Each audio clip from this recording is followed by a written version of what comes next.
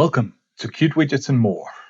A few episodes back, I showed you how you could send a value from a model, namely an instance of a money class, up to a delegate as the instance. We did so by wrapping it in a QVariant. And the way that you wrap it in a QVariant is by writing QVariant : from value around that instance.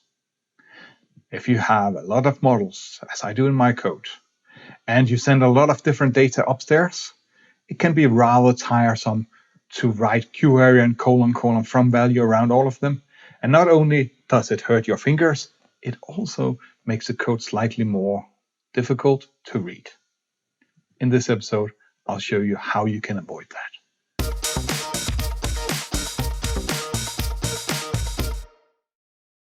It actually started in an online Qt widget class I did a few weeks ago. In that class, I showed people how they could develop using ModView. And there was an exercise in that class. And in that exercise, they needed to convert or to return a color for the background color of a cell in ModView. And in my years since I learned ModView many years ago, I've seen it written like QVariant : from value, parenthesis open, QColor, parenthesis open, Qt : red. And unwinding that inside Qt : red, that's my color.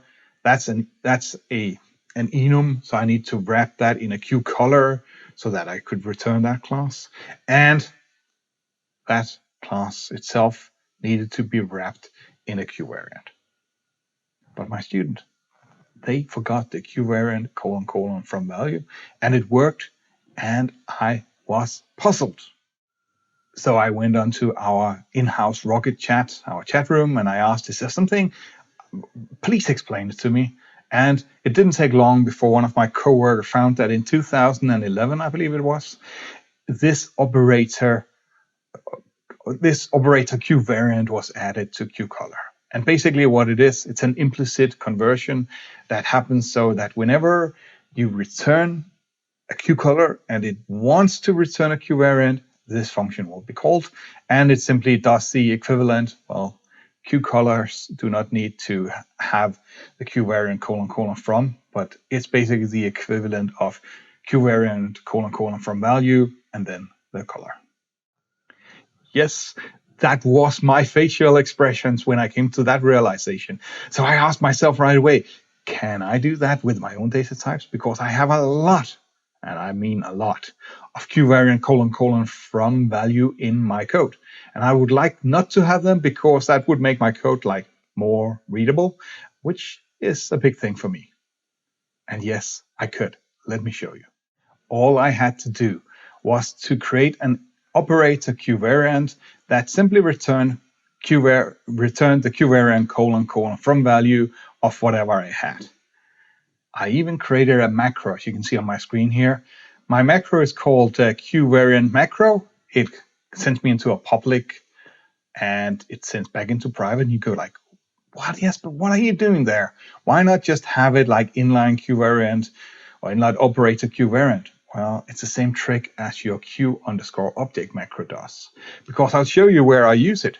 Now with this stuff, I can put it straight at the top of my classes, so I don't have to worry about, is it sitting down there somewhere? It's always at the top. It goes straight into being public. QVariant macro adds this implicit conversion, and I added that a lot of places. Did I happen to mention that I'm the HR director in KDAP? And the HR director, that's a guy you don't mess with, because at the end of the day, he can fire you. That, of course, didn't keep the wolves away. It didn't take long before one of my coworkers came around and said, I don't really like what you're doing there, Jesper. That's implicit conversion. We want less, not more of implicit conversion. Where have you been the last decades and all the problems we've had with implicit converting from doubles to integers? And actually, I could even be as bad as you could have two different types, say percentage value and money, and that you by accident compared them using operator less than, simply because that, well, they could both convert into a Q variant. And you can compare operator less than and Q variant. He's of course not with us anymore. I fired him. No, just kidding. I went and I tried to see a bit more details. And there is some truth in what he was going at. But hey, I want to retain some dignity here too, so it's not entirely correct what he said. Let me show you a bit of code that I wrote to validate what I was talking about. So in this source code that you can get to at our Git repository, you'll also find this example here. It's in variant converters this time. Let me just walk you through the code. But first of all, let's just run it so that you can see that it actually does compile and works. You can see it run, and it prints out some stuff here. So first of all, I have a shorter version of my variant macro that doesn't do the public-private stuff. I created an instance of a class called foo. It simply takes an integer and remembers that. It has this qvariant macro that is not at the top. That's why I should have this public-private thing so that I could put it at the top. I have a bar version here. The bar version takes a string and remembers that string. And here's my data method. That's what I would like to have in my model, : data, and then just return an instance of foo rather than an instance of a qvariant. Now, I create an instance of my foo and an instance of my bar, f and b, and I convert them to variants. I can do that simply like this. That is cool. And here's the code that he was afraid. And I'm absolutely not pointing fingers at all. It was a brilliant thing to point out. But he was afraid that this code would actually work. So let me just comment it in here, compile.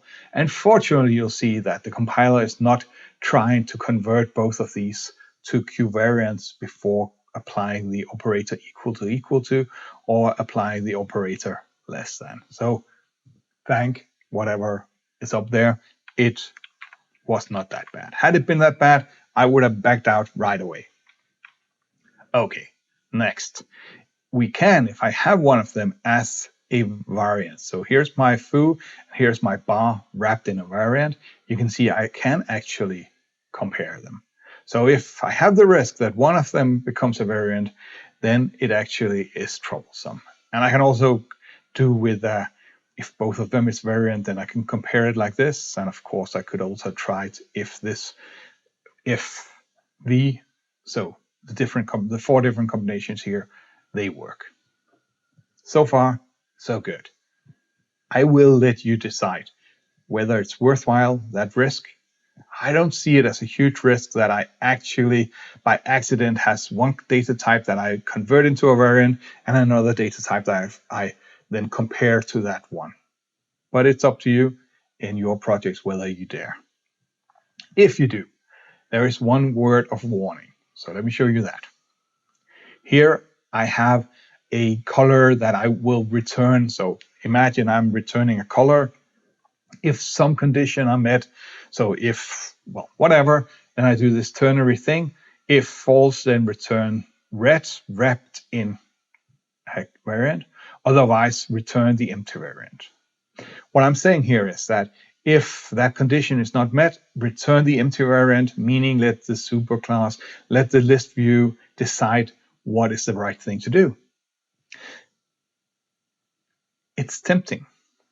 Let me show you first the right way of doing it without the variant from value.